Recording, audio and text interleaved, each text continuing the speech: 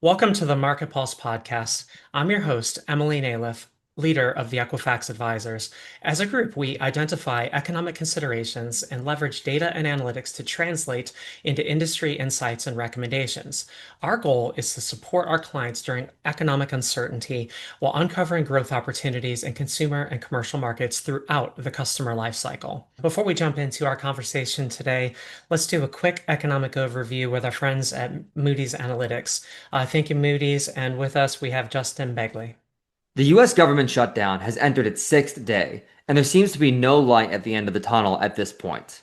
The standoff on Capitol Hill has resulted in the closure of several statistics agencies, resulting in the delay of key economic data.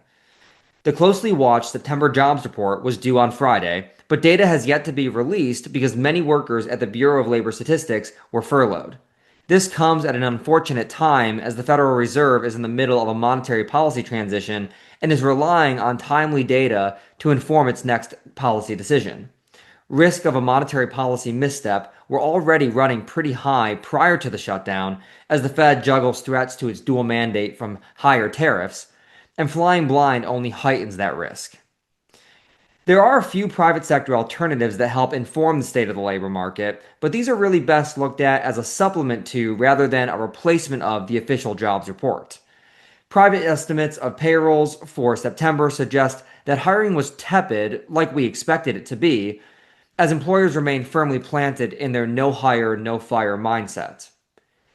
ISM Purchasing Manager surveys for September agree, and the ISM Manufacturing Index remained in contraction territory in September, suggesting continued weakness in the factory sector.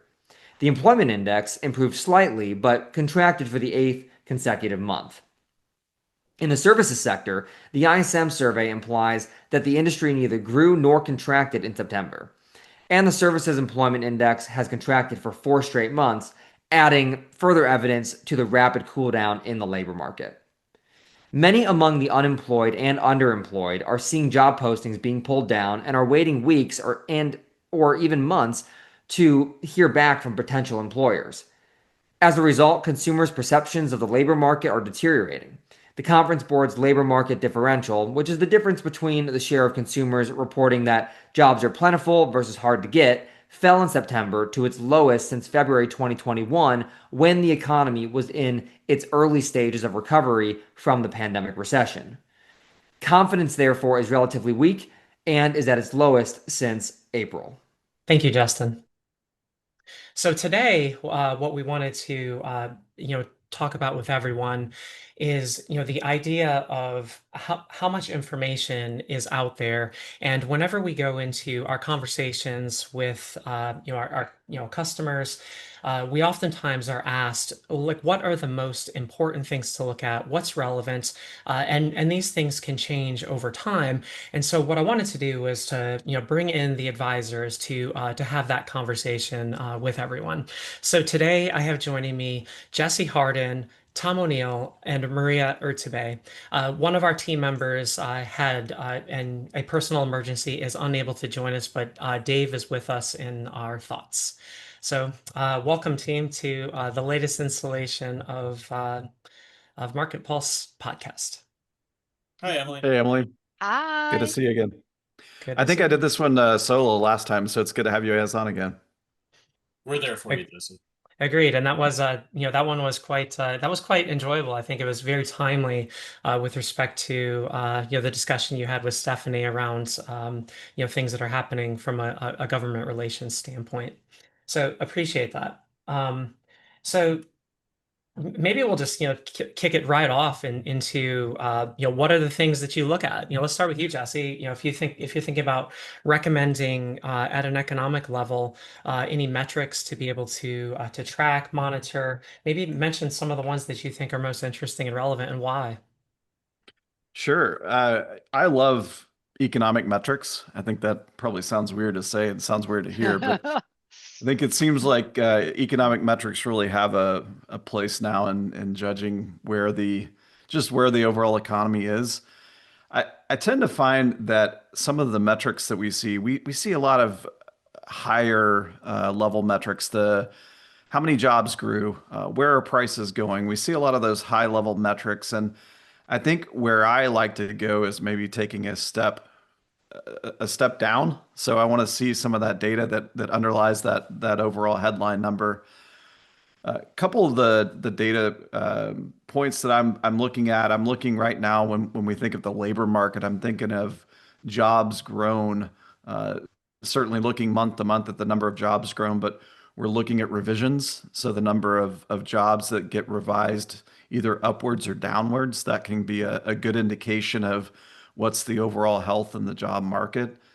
I also look at a 3 month moving average of jobs. So not really just looking from point to point, but looking at that 3 month average. We typically want to see maybe about 150,000 jobs grown a year. So that's a good barometer to figure out really where, for example, the health of the job market is.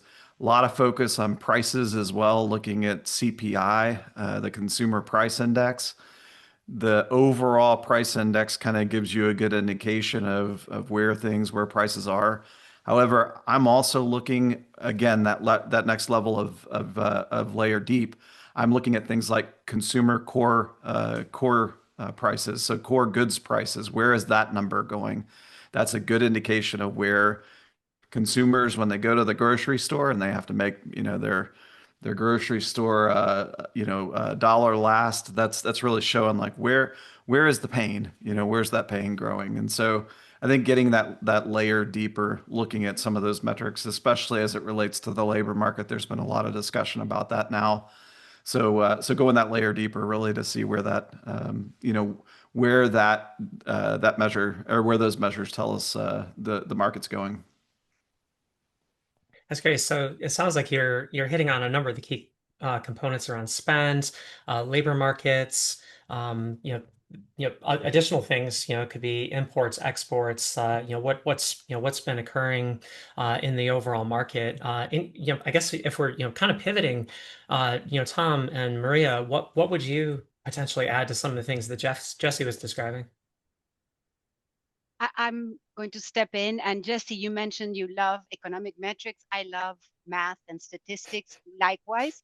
And I always look Yeah. at this from the perspective of the food groups, right? Like, how can I pick a favorite when there's a series of component? Like, if we were to focus, for example, on a credit score, we know that it's not just paying or not as agreed, which is extremely important within the score, but of course, how utilized or how much are you overextending the use of your credit? Are you seeking for more credit? How long have you had experience? And of course, what type of experience? And similarly, when I was debating about the macro and how this drills down into the specific questions we get from our customers, I'm looking at things such as hard metrics such as GDP, which give us the global perspective, but also the local insight of the health of the economy. And of course, given 2/3 of the GDP comes from consumer spending, we've been hearing, it's been resonating, and I know Dave commented this in previous discussions, how the low and the middle incomes have been, of course, pulling back. And we see that with a pessimistic view from the soft data in the consumer sentiment surveys, right? That spending is coming mostly from the high end of the income bracket, that K shape of the economy, the one that is doing better compared to the lower end. And not just that, when we look at wealth trends, for example, we at the overall US level, we're seeing that the 73% of the wealth, and coming mostly from investment, not deposit component, but investment, is held by 10% of the households in the US. And if we were to now narrow it down to an age bracket, if we look at the Gen Zers that have access to credit, such as those between 18 and 28, that's even more, I would say, surprising. It's 5% hold 63 of that young population wealth. So again, having that information readily available, being able to have verified insight, right, to drive those decisions is critical. And that these are some of the questions and comments and highlights that we are hearing from our customers directly. Yeah, Maria, I started to get nervous when you were talking about the components of credit scores as food groups. And I was worried you were going to start giving some food examples, and I was going to start, working up an appetite anytime we start pivoting to credit scores. So thank you for not going too deep down that path. I can now talk credit performance without having food in mind. But I love this topic because it's very relevant right now, not only in terms of the environment that we find ourselves in, but what we at Equifax are actually doing right now and some of the exciting stuff that we're putting out. Because the examples that Jesse and Maria both put out are terrific examples. They're historically, several of the go-to metrics that we use, and they're go-to for a reason. Jesse's mentioning, the CPI and prices along with the labor market and jobs and incomes. Maria's talking about credit performance and GDP and consumer spending, and all of these are fantastic metrics that give us insights into what's happening with consumers. Um, but yeah, here's where I'll pivot from what they were talking about, in that each one of those is an individual dimension of those consumer finances. Jobs, obviously, that's your income. That's critically important, but it's a facet of your, financial picture, so to speak. Your spending, obviously, very important, but it's a single facet of your overall financial life. Your wealth, your assets, your financial durability, your credit history, all of these things are different components of what makes up the bigger picture. And that's where I'm going with this, is that when you ask, what is our go-to metric, I'm going to throw out one that is, just coming out hot off the press in what we're calling the Market Pulse Index, which is something that Equifax has developed that brings in all of these components. Again, Maria, going to your food groups, yeah, we know that credit is comprised of different components, different ingredients, so to speak. Same thing with the Market Pulse Index. But instead of saying, we're defining a consumer by their credit score or by their income level or by their assets total, it's a combination of all of those things, plus other dimensions, and bringing this in together, to a holistic view of that population. And what that provides for us, what that enables us to do is really see how different populations are impacted by economic conditions that we otherwise wouldn't necessarily be able to see. We've seen, for instance, with credit scores, that if we look at aggregate and we say, what's the average credit score, whether it's, one credit score or the other, we see that over time, that average changes little, if at all. But what's happening underneath is extreme. We see that, a lot of people are going up. Some populations, Maria mentioned the K curve. Some populations are doing great. They're seeing their wealth take off. They're paying down debt. They're improving their credit performance. Their credit scores are going up, and obviously others on the other side of the K are struggling. Those are going down. The average is staying the same, but what's happening underneath paints a very different picture. That's where I'm excited about, this more holistic view, being able to gain insights that looking at a single dimension, might not be able to do by itself. Yeah, Yeah, so Tommy. oh, go ahead, Jesse. Yeah, I was just gonna comment real quick, Tom. I think that's where I'm most excited as well about Market Pulse Index. When you think about, we even saw it at the first of the year when we started talking about the hard economic data and then the soft economic data. The idea of, Right. you see hard data is telling us one thing, and then soft economic data, which is like your consumer sentiment.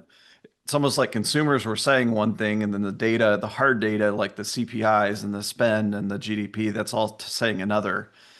And it's almost like you Exactly. need that metric that can take both of those and tell you this is the pulse. Like, this is what's really happening when you take all of the different facets of either a consumer or a business and kind of put them together to say this is the direction that, largely we're seeing, in the economy. It seems like that's a fitting metric for what we're trying to look for.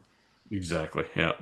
Like a catching up of the hard data to the consumer sentiment aspect, the soft Right. data, right? Yeah, and I remember that even being a direct question that we were at, like the question was always, when economists are looking at these aggregate, totals, CPI, GDP, stuff that's happening at a very high level, um, and we see consumer sentiment, going in an opposite direction, is it because the aggregates somehow don't match up with what's truly happening at the consumer level, or is there a lag? And I think that having this index, the market pulse index, saying here's what's going on with different populations gives us the answer to that. We could say, yes, in some cases, even if the total numbers are looking good, there are populations that are really struggling and others that are doing well. And also, we can also make the inference of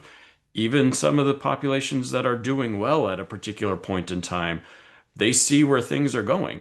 And so Yeah. it very much is a lagging indicator. So a lot of insights that we would have to either infer or miss altogether, otherwise.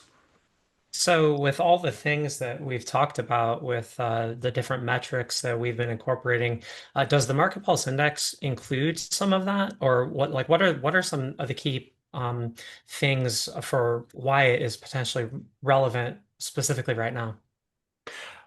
Yeah, so yeah, after having just made a big deal about Maria's food groups analogy, I'm gonna keep playing with that one because I think it's so good.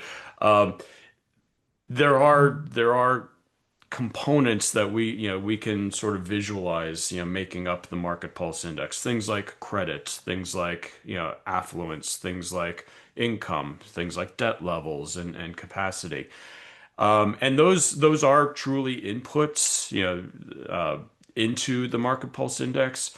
But even within those categories, we know that there's a lot of interaction between those. And so the approach that we took to develop this accounted for the fact that these aren't stovepiped dimensions. These aren't things that happen in a vacuum and we just sort of add 1 + 2 + 3 to come up with an answer.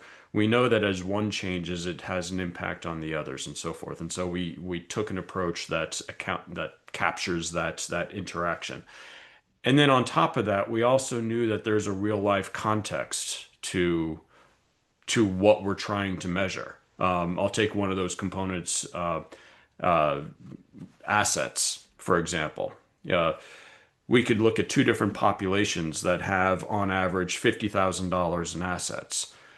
That has very different meaning. That 50,000 in assets has very different meaning if you're a young population coming right out of school and starting into their careers and their financial lives, as opposed to $50,000 in assets for a older population that's a couple years from retirement. That has very different context, very different meaning, and so we wanted to capture that as we were pulling this together. So yes, a lot of these ingredients, so to speak, these different food groups coming together to create, one dish. Yeah, so my understanding, with all of those things, you talked about, consumer debt. I guess when we think about credit trends in general, debt is important, delinquency, utilization, credit score as a whole, and then you just brought in a different picture there with respect to, some form of wealth and asset type of, basis as well. So when we think about that, like, is this meant to create more understanding? At an individual level or more of an aggregate level? Because we're talking about economic metrics now. Yeah. No, this is definitely the latter. This is definitely Hmm. meant to provide provide insights at an aggregate level.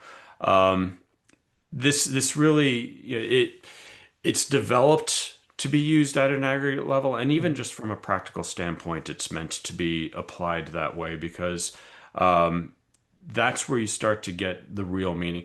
We all know that each individual circumstance is different, that even if we have a full picture from a data standpoint on an individual, we're going to miss some of the nuances of that individual's circumstance. But when we pull that up to a fuller population and we start looking at this, the different dimensions across fuller populations, we're not missing out on that. We're not, we're basically bringing ourselves up beyond the nuances of, Tom O'Neill's individual situation. So, short answer is yes, this is definitely designed to provides insights into populations, either populations in comparison with each other or focusing in on a specific population over time and see how they've been impacted by conditions over that time period.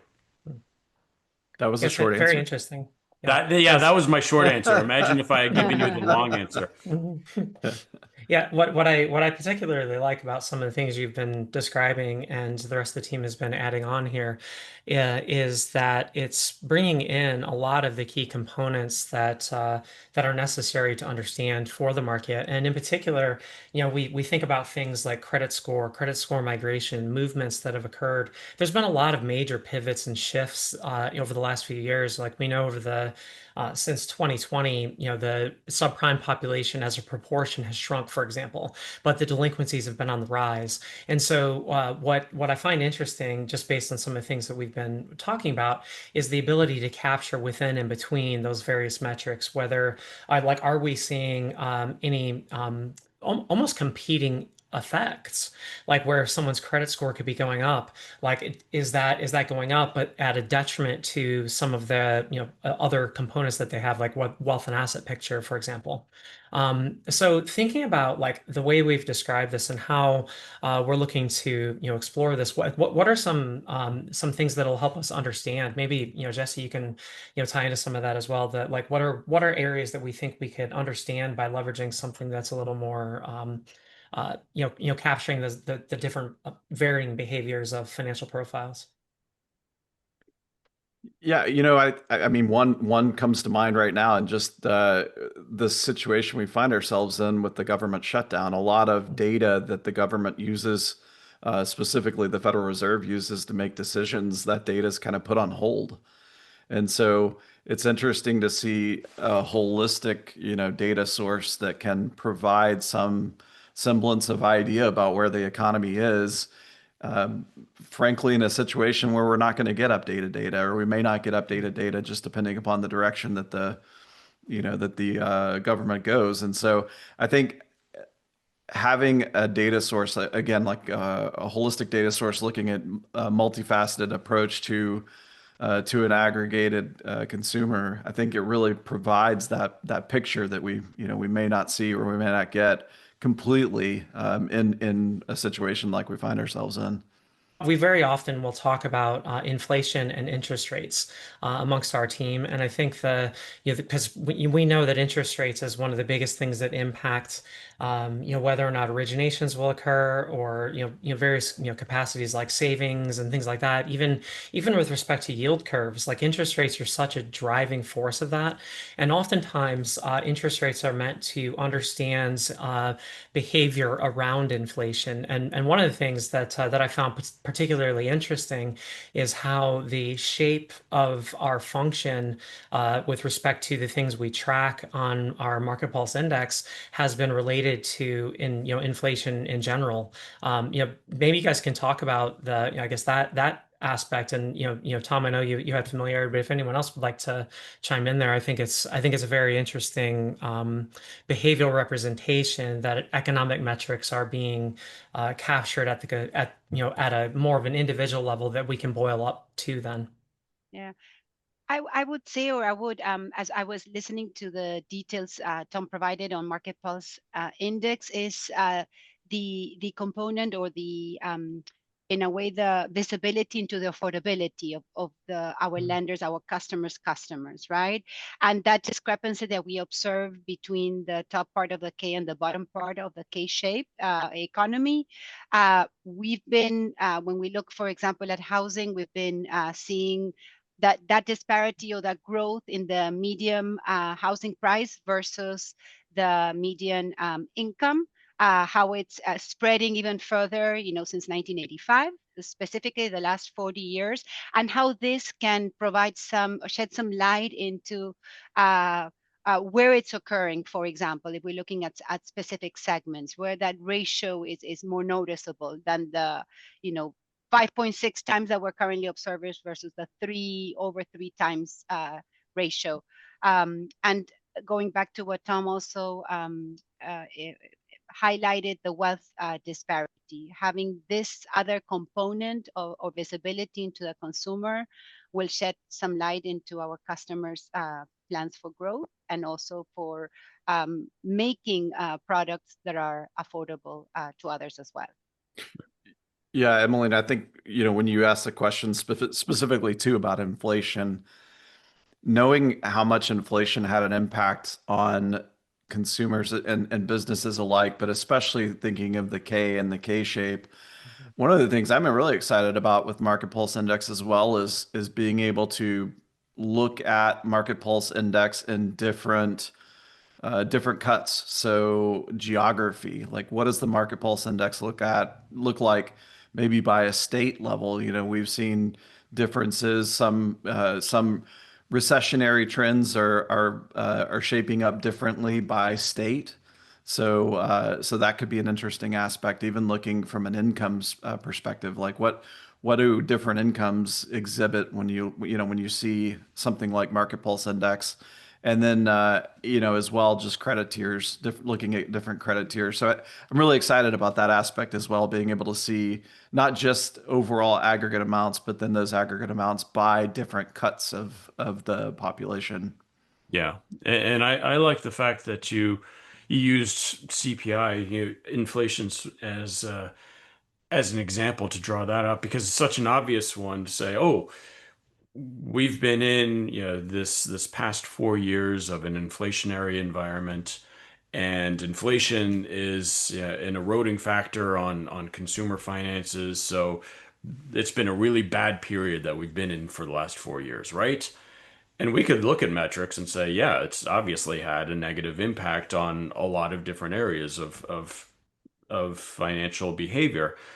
But it gets back to what we were talking about before. It's a single aspect. Even something as heavy and pervasive as inflation, it's one aspect of the financial conditions out there. What else was going on when inflation was ratcheting up and it was the only thing we were hearing about in the headlines? Incomes were going up. The stock market was going up. Housing prices were going up. Equity was being built. Um, all of these things, like when we look at measures like the Market Pulse Index, sure, we could see that inflation and the rising card balances and the rising personal expenditures as a result of rising prices, those were having a negative effect. But on the flip side, incomes were having an effect. Rising wealth in the stock market was having an effect, but not for everybody. And that's where a lot of the stuff that we talked about before, we would have to infer that. We'd have to sort of piece that story together. Here we're seeing it laid out for us. We know that all of these things are happening at once, and it's a different scale for one population as it is for another. We talk about the scale, or we talk about the K shape, and we've had to sort of pick different metrics in the past to illustrate how that's happening for different populations. Here we have it laid out and saying this population, Gen Z, for example, that doesn't have, the history of building up a stock portfolio or having a house gain in value and building up equity, they're coming through this period very differently than the Gen X or the boomers, are going through, this period where those populations that have had time to build those things up. So, yeah, very exciting to see how this can be applied to different things. Yeah, that's great. I think maybe I'll ask each of you to do a closing thought here. I think some of the things we've of course in our roles we do take a very heavy focus as it relates to financial metrics, specifically when thinking about something like the Market Pulse Index being like a financial safety, financial freedom type of metric. There's other things, of course, beyond this that will help measure an understanding of an economic or socioeconomic scenario, things like health, like life expectancies, education with years of schooling, standard of living. Some of the things you talked about just now were like national income per capita, for example, versus just the average, because things can get distorted. So looking at things from a distributional level is something that I'm keenly personally interested in, and especially seeing some of these things as they tie out. So maybe each of you can offer very brief closing thoughts in terms of some of the things we've been talking about today. I'll take a stab. I'll be brief. I would say that when I talk to customers and our customers specifically, I talk to them a lot about whatever data you're using. If it's internal data, if it's external data, if it's a third-party data source, looking at the frequency of that data, so making sure that it's updated so that you're seeing that current snapshot. And then, making sure that if you are only looking at one type, maybe one component of data, branch out, look at other data sources. I think it's in the credit world, we think of there's credit data, there's scores, there's alternative data. There's so many different data sources. There's internal data. Just using that breadth, of different data assets, I think really can move the needle more than just that very small specific use. So again, using the data that you have available and then learning from past experience. We've seen some of these ups and downs. We saw a pandemic, we saw post-pandemic, we saw the type of economy that we had. So a lot of history and a lot of knowledge there to tap into. I would add, going back to the data component that Jesse's referring to, ensuring, because it can be overwhelming, the number of sources, and some of you might be able to handle and have practices in place, and that feed, that constant frequency is there and available to turn that data into insight and to drive decisions and updates to strategies. In some instances, given it's overwhelming, something like the Market Pulse Index might be the way to get that global perspective versus and those local component differences.